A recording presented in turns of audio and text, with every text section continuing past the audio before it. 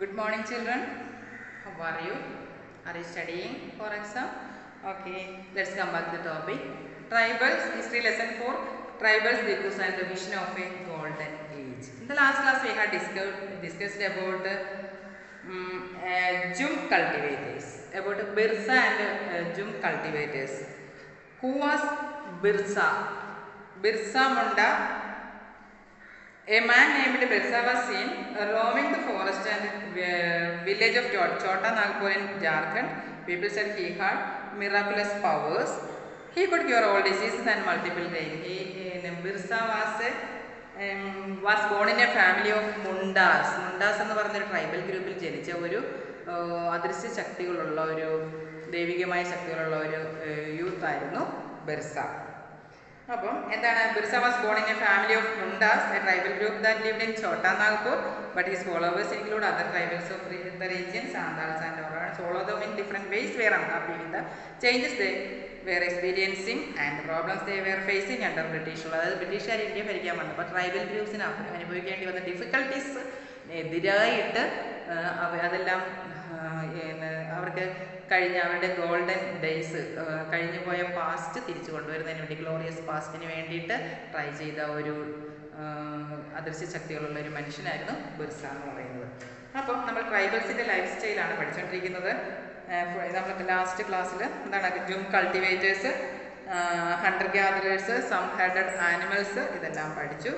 Then how did colonial rule affect tribal life? അതായത് colonials rule എന്ന് പറഞ്ഞാൽ ബ്രിട്ടീഷുകാർ ഇന്ത്യയിൽ വന്നപ്പോൾ അതെങ്ങനെയാണ് ട്രൈബൽസിൻ്റെ ലൈഫിനെ അഫക്റ്റ് ചെയ്തത്?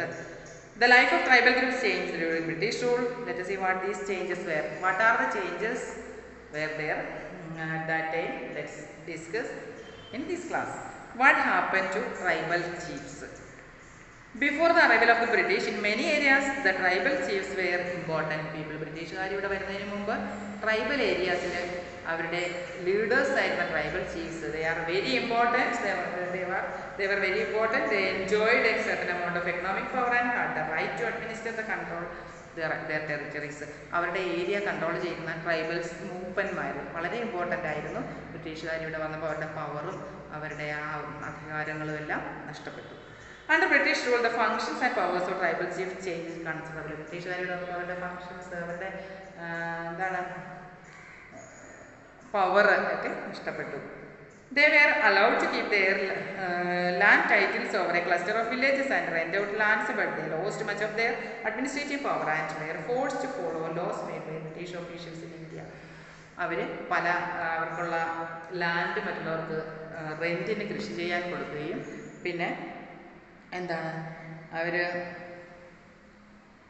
ഒരു ഗ്രൂപ്പ് ഓഫ് വില്ലേജിൻ്റെ അധിപന്മാരായിട്ട് അവരിയ്ക്കുകയും അവരുടെ പവർ ഉപയോഗിച്ച് അവർ കൺട്രോൾ ചെയ്ത വളരെ സ്മൂത്തായിക്കൊണ്ടിരുന്ന ട്രൈബൽ ഗ്രൂപ്പിനെ ബ്രിട്ടീഷുകാർ ഇവിടെ വന്നപ്പോൾ അവരുടെ എല്ലാം ഗ്രാജുവലി ചേഞ്ച് ആവുകയും they also had to pay tribute to the British and discipline the tribal groups on behalf of the British. They lost the authority they had earlier enjoyed among their people and were unable to fulfill their traditions. And അവരുടെ traditions, functions, ഇതെല്ലാം traditional രീതികളെല്ലാം ബ്രിട്ടീഷുകാർ വന്നപ്പോൾ ഇല്ലാതാകുകയും ബ്രിട്ടീഷുകാർക്ക് വേണ്ടിയിട്ട് work ചെയ്യേണ്ടവർ ഒരു ലേബറേഴ്സായിട്ട് മാത്രം തീരുകയും ചെയ്തു.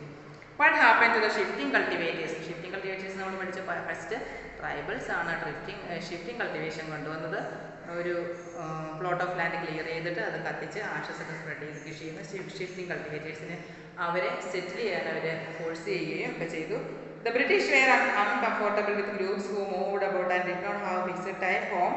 They wanted tribal groups settle down and become peasant cultivators. അതായത് ട്രൈബൽ ഗ്രൂപ്പ്സിനോട് അവർ പറയുന്നത്, നിങ്ങൾ ഒരു പ്ലേസിൽ നിന്ന് മറ്റൊരു പ്ലേസിലേക്ക് മൂവ് ചെയ്തിട്ട് ഇങ്ങനെ കൾട്ടിവേറ്റ് ചെയ്യുന്നതിൻ്റെ ഒരു അർത്ഥമില്ല, അൺസിവിലൈസ്ഡ് ആയി പോകുന്നതിന് മാനേഴ്സ് ഉണ്ടാവില്ല, അതുകൊണ്ട് എവിടെയെങ്കിലും സെറ്റിൽ ചെയ്തിട്ട് കൃഷി ചെയ്യണം. Settled peasants were easy to control and administer than people who were always on the move. Settle ചെയ്തിരിക്കുന്ന ആളുകളെ കൺട്രോൾ ചെയ്യാൻ വളരെ എളുപ്പമാണെന്നും ഇങ്ങനെ മൂവ് ചെയ്യുന്ന ആൾക്കാർ ബുദ്ധിമുട്ടാണെന്നും അത് വെരി ഡിഫിക്കൽട്ട് ടാസ്ക് ആണെന്നാണ് ബ്രിട്ടീഷുകാർ പറഞ്ഞതുകൊണ്ട് അവർ എവിടെയെങ്കിലും സെറ്റിൽ ചെയ്ത് കൃഷി ചെയ്യണമെന്ന്. The British also wanted the regular revenue source for the state, so they introduced land settlement. That is, they measured the land to define the rights of each individual so that land and fixed revenue demand for the state. Some peasants were declared landowners, others tenants. As you have seen, the tenants were to pay rent to the landowner in turn paid revenue to the state. അതായത് ഓരോ tribal ഗ്രൂപ്പിൻ്റെയും land കൃത്യമായിട്ട് അളന്നു കൊടുത്തിട്ട് എത്ര land ഉണ്ടോ അതനുസരിച്ച് British east India കമ്പനിക്ക് അവർ revenue പേ ചെയ്യണം. അങ്ങനെ അതുപോലുള്ള അൺജസ്റ്റ് ലാൻഡ് സെറ്റിൽമെൻറ്റ്സിനൊക്കെ ഇൻട്രൊഡ്യൂസ് ചെയ്യുകയും അവരുടെ സ്വന്തം സ്ഥലത്ത് അവർ നേരത്തെ എല്ലാം ചെയ്തിരുന്ന അവരുടെ ട്രൈബൽ ഏരിയയിൽ അവർക്കൊന്നും ചെയ്യാൻ പറ്റാത്ത അവസ്ഥ വന്നു. The British effort to settle jhum cultivation was not very successful. Settle cultivation is not easy in areas where water is scarce and the soil is dry. In fact, Jum cultivators who took to crop cultivation of some world since their fields did not produce good yields, so the Jum cultivators in northeast India insisted on continuing with their traditional practice. Facing widespread protest, the British had to ultimately allow them the right to carry on shifting cultivation in some parts of the forest. അതായത് shifting cultivation stop ചെയ്തിട്ട് settled cultivation ആയപ്പോൾ water scarcity ഒക്കെ വരുന്ന സമയത്ത് എവിടെയെങ്കിലും സെറ്റിലാണെങ്കിൽ അവിടുന്ന് അവിടെ water available ആകത്തില്ല. ഷിഫ്റ്റിംഗ് കൾട്ടിവേഷൻ ആണെങ്കിൽ വാട്ടർ ഫെസിലിറ്റിയും ഒക്കെ നോക്കി അവർക്ക് പോകാൻ പറ്റും. അങ്ങനെ വന്നപ്പോൾ അവരുടെ കൃഷി തന്നെ വലിയ ലാഭമൊന്നും കിട്ടിയിരുന്നില്ല. പിന്നെ അതുകൂടാതെ തന്നെ ഫോറസ്റ്റ് ലോസ് ഒക്കെ ഒരുപാട് അൺജസ്റ്റ് ഫോറസ്റ്റ് ലോസ് ഒക്കെ ബ്രിട്ടീഷുകാർ ഇൻട്രൊഡ്യൂസ് ചെയ്തു.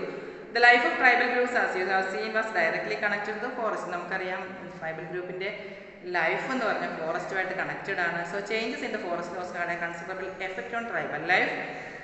The British extended their control over all forest and declared that forest were state property. Forest അവരുടെ എല്ലാം എന്താണ് ഫോറസ്റ്റുമായിട്ട് കണക്റ്റഡ് ആണ് അവരുടെ ലൈഫ്. പക്ഷേ ബ്രിട്ടീഷുകാർ വന്ന് ഫോറസ്റ്റ് എല്ലാം സ്റ്റേറ്റ് പ്രോപ്പർട്ടി ആക്കുകയും അവർ എന്ത് ചെയ്തു, അത് സ്റ്റേറ്റിൻ്റെ കൺട്രോളിലാക്കുകയും സ്റ്റേറ്റ് പ്രോപ്പർട്ടി ആക്കുകയും some forest were classified as reserved forest for they produced timber which the British wanted in these forest.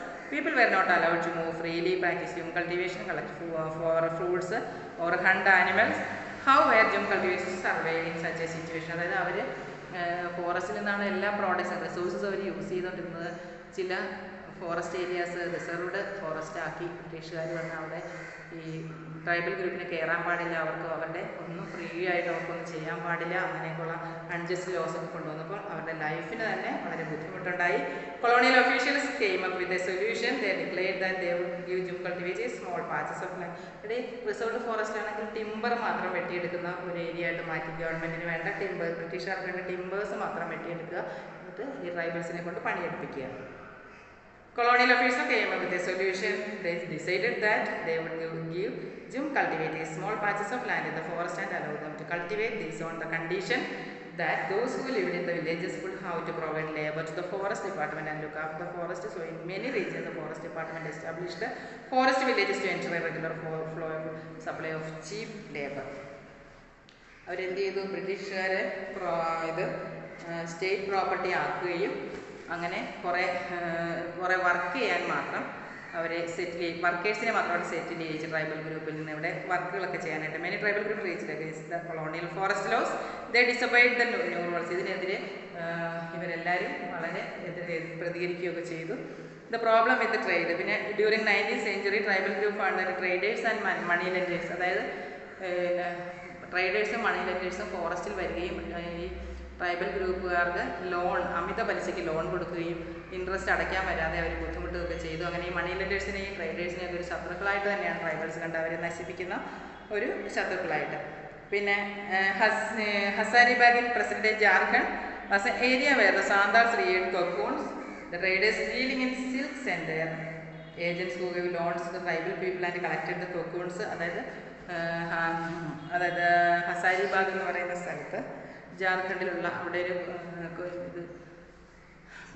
Silk cocoons, അതായത് സിൽക്ക് വേംസിനെ കൃഷി ചെയ്യുന്ന ട്രൈബൽ ഗ്രൂപ്പ്സാണ്. അവരിൽ നിന്ന് തുച്ഛമായ ഒരു കൊക്കൂണിന് 2-3 രൂപയൊക്കെ വാങ്ങിച്ച് ഈ മീഡിയേറ്റേഴ്സ് വാങ്ങിച്ചിട്ട് ഇരട്ടി ലാഭത്തിന് അത് വിൽക്കുകയും അങ്ങനെ അവർക്ക് ഒരു പ്രോഫിറ്റും ഇല്ലാത്ത രീതിയിൽ മറ്റുള്ളവർ അങ്ങനെ എടുക്കുകയൊക്കെയാണ് ചെയ്തുകൊണ്ടിരുന്നത്.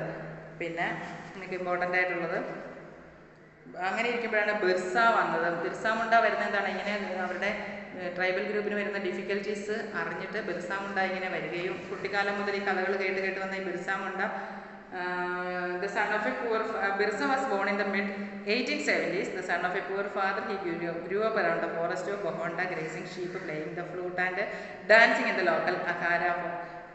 Forced by poverty, his father had to move from place to place looking for work. As an adolescent, Birsa had tales of Munda uprising of the past. അതായത് ബിർസ മുണ്ട എന്ന് പറയുന്ന ഒരു ഒരാൾ എന്താണ് മുണ്ട ട്രൈബൽ ഗ്രൂപ്പിൽ നിന്ന് വന്നതാണ്. ഒരു പുവർ ഫാദറിൻ്റെ, ഒരു പാവപ്പെട്ട ഒരു അച്ഛൻ്റെ മോനായിരുന്നു. ജോലി തിരക്കി അച്ഛൻ പോകുമ്പോഴൊക്കെ കൂടെ ഈ കൊച്ചുകുട്ടിയായിരുന്ന ബിർസ ഇങ്ങനെ കൂടെ കളിച്ച് വളരുകയൊക്കെ ചെയ്തു. അങ്ങനെ വന്നപ്പോഴാണ് അവരുടെ പൂർവികർക്ക് നല്ലൊരു ഗ്ലോറിയസ് പാസ്റ്റ് ഉണ്ടാവുകയും ബ്രിട്ടീഷുകാരൊക്കെ നശിപ്പിക്കുകയാണ് ചെയ്തതെന്ന് അറിഞ്ഞ ഉടനെ ഇവരെ അപ്രൈസ് ചെയ്യാൻ, ഇവരെ ഒന്ന് ഉയർത്തിക്കൊണ്ടുവരാനാണ് അദ്ദേഹം ശ്രമിച്ചത്. In 1895 Birsa urged his followers to recover the glorious past. അദ്ദേഹം പറഞ്ഞെന്താണ്, അവരുടെ ഫോളോവേഴ്സിനോട് പറഞ്ഞു, നമുക്ക് പണ്ടുണ്ടായിരുന്ന ഒരു പാസ്റ്റ്, നല്ലൊരു ഗ്ലോറിയസ് പാസ്റ്റ് ഉണ്ടായിരുന്നു, അത് നമുക്ക് തിരിച്ചു കൊണ്ടുവരണം. അതിന് വേണ്ടിയിട്ട് when Mundas lived a good life, constructed embankments, tapped natural springs, plants, trees and orchids, practiced cultivation to earn their living. ഒരുപാട് കഷ്ടപ്പെട്ടാണ് അവരിങ്ങനെ ജീവിച്ചതും വളരെ ഗ്ലോറിയസ് ആയിട്ട് ജീവിച്ചു. They did not kill their brethren and relatives. അങ്ങനെ ഇവർക്കെതിരായിട്ട്, ബ്രിട്ടീഷുകാർക്കെതിരായിട്ട് നമുക്കൊരു വിപ്ലവം തന്നെ ഉണ്ടാക്കണമെന്നും അങ്ങനെ what were British officials most was the political aim of the Birsa movement, for it wanted to drive out missionaries, money lenders, Hindu, ഇതുപോലുള്ള missionaries, മണി lenders, Riders, ഇവരെല്ലാം നമുക്ക് ഓടിക്കണമെന്നും അങ്ങനെ ബ്രിട്ടീഷുകാർക്കെതിരായിട്ട് the land policies of the British were destroying their traditional land system. Hindu landlords and money lenders were taking over their land and missionaries were criticizing their traditional culture. അതായത് Hindu landlords, moneylenders ഇവരുടെ ലാൻഡൊക്കെ എടുക്കുകയും missionaries എന്ന് പറയുന്ന ആൾക്കാർ, മിഷണറിമാർ വന്നിട്ട് ഇവരുടെ ട്രഡീഷണൽ കൾച്ചറിനെ ക്രിറ്റിസൈസ് ചെയ്യുകയൊക്കെ ചെയ്തു. ആസ് എ മൂവ്മെൻറ്റ് സ്പ്രെഡ്, അങ്ങനെ ബിർസ അദ്ദേഹം കുറേ ഫോളോവേഴ്സുമായിട്ട് ബ്രിട്ടീഷുകാർക്കെതിരായി പോരാടി. അങ്ങനെ ദേ അറസ്റ്റഡ് ബിർസ ഇൻ 1895 ബ്രിട്ടീഷുകാർ ബിർസയെ അറസ്റ്റ് ചെയ്യുകയും convicted him on charges of writing and jailed him for 2 years. 2 വർഷം അദ്ദേഹത്തിനെ ബ്രിട്ടീഷുകാർക്കെതിരായിട്ട് ആൾക്കാരെ കൂട്ടി സമരം ചെയ്തതിന് അദ്ദേഹത്തിനെ അറസ്റ്റ് ചെയ്ത് ജയിലിലിട്ടു.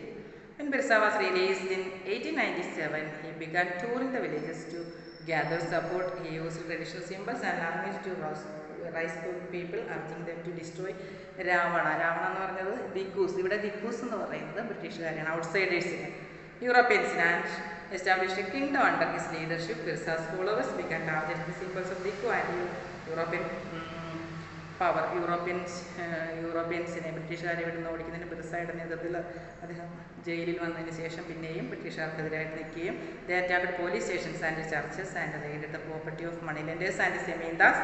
they raised the white flag as a symbol of Birsa Raj. Birsa movement പിന്നെ സ്റ്റാർട്ട് ചെയ്യുകയും ബിർസയെ ഫോളോവേഴ്സും കൂടെ പോലീസ് സ്റ്റേഷൻ ആക്രമിക്കുകയും ബ്രിട്ടീഷുകാരുടെ ഫാക്ടറികൾ ആക്രമിക്കുക, ചർച്ചസൊക്കെ ആക്രമിക്കുക, അവർക്കെതിരായിട്ട് നിന്ന് മണി ലെൻഡേഴ്സിനെയും റൈഡേഴ്സിനെയൊക്കെ ആക്രമിക്കുക, ഇതൊക്കെ ചെയ്യുകയും 1900 ഡൈഡ് ഓഫ് കോളറ. അങ്ങനെ 1900 അദ്ദേഹം കോളറ മൂലം മരിക്കുകയും. However the movement was significant at least in 2 ways. അതായത് ഈ മൂവ്മെൻറ്റ് എപ്പോഴും ഒരു ഇമ്പോർട്ടൻറ്റ് ആയിട്ടുള്ളൊരു കാര്യമായിരുന്നു. 2 കാര്യങ്ങൾ ഏതൊക്കെയാണ്? It force the colonial government to introduce laws so that the land of the tribals could not be easily taken over by Dikkus. Second, it showed once again that tribal people had the capacity to protest against injustice and express their anger against colonialism. They did this in their own specific way, inventing their own rituals and symbols of struggle. ഇതിൽ നിന്നൊക്കെ മനസ്സിലാകുന്നത് ബ്രിട്ടീഷുകാർക്കെതിരായിട്ട് ആ tribal group പ്രതികരിക്കാൻ കഴിഞ്ഞുവെന്നാണ്. ബിർസ മുണ്ടയുടെ നേതൃത്വത്തിൽ ആൾക്കാർ ഗ്രൂപ്പായിട്ട് ചേർന്ന് ബ്രിട്ടീഷുകാരെ ഇവിടുന്ന് തുരത്തുന്നതിന് അവർക്ക് അവരുടെ റിയാക്ഷൻസൊക്കെ ആയിട്ട് അത് പ്രതികരിക്കാനുള്ളൊരു കഴിവുണ്ടായിരുന്നുമാണ് ഈ സ്റ്റോറിയിൽ നിന്ന് മനസ്സിലാക്കുന്നത്. കാരണം ബ്രിട്ടീഷുകാർ പല ഫീൽഡിലും വന്ന് നമ്മളെ ദ്രോഹിച്ചു ഇന്ത്യക്കാരെ. അപ്പോൾ ട്രൈബൽ ഗ്രൂപ്പ്സിൻ്റെ ഇടയ്ക്ക് ചെന്ന് അവർ പാവങ്ങൾ സാധാരണക്കാരായ അവരുടെ അടുത്ത് ചെന്ന് അവരെയും ദ്രോഹിക്കാൻ തുടങ്ങിയപ്പോൾ അതിൽ നിന്ന് ഒരാളെങ്കിലും അവർക്ക് എതിരെ പ്രതികരിക്കാൻ വന്നു എന്നുള്ളതാണ് സത്യം. അങ്ങനെ ബിർസ മുണ്ട എന്ന് പറയുന്ന മുണ്ട ഫാമിലിയിൽ ജനിച്ച ബിർസ മുണ്ട നമ്മുടെ ഇന്ത്യൻ ഹിസ്റ്ററിയിൽ ഏറ്റവും ഇമ്പോർട്ടൻ്റ് ആയിട്ടുള്ള ഒരു പേഴ്സണാലിറ്റി തന്നെയാണ്. ട്രൈബൽ ഗ്രൂപ്പ്സിനെ അവരുടെ സഫറിങ്സിൽ നിന്ന്, ഡിഫിക്കൽട്ടീസിൽ നിന്ന് രക്ഷപ്പെടുത്താനായിട്ട് ദൈവം അയച്ച പോലെ വന്ന ഒരു വ്യക്തിയായിരുന്നു ബിർസ മുണ്ട. അപ്പോൾ നമ്മുടെ fourth lesson history, tribals, dikus and the vision of a golden age. ട്രൈബൽസും ദിക്കൂസ്, ട്രൈബൽസ് മീൻസ് നമ്മുടെ ഫോറസ്റ്റ് പീപ്പിൾ, ദിക്കൂസ് എന്ന് പറയുന്ന ഔട്ട്സൈഡേഴ്സ്, ഹിയർ ബ്രിട്ടീഷുകാർ ഇവിടെ ഭരിച്ചിരുന്നപ്പോൾ അവർക്കെതിരായിട്ട് ശബ്ദമുയർത്തിയ ബിർസ മുണ്ടയെ കുറിച്ചാണ് നമ്മൾ ഈ ലെസണിൽ പഠിച്ചത്. അപ്പോൾ ഇതിനകത്ത് കുറച്ച് ക്വസ്റ്റ്യൻസ് മാത്രം നിങ്ങൾ പഠിച്ചാൽ മതി. That's all this lesson. The next class, let's revise the exam questions. You have 2 lessons in your PT3 exam, history lesson for this lesson and geography lesson for agriculture. Okay, everybody study well and read the test well. Thank you.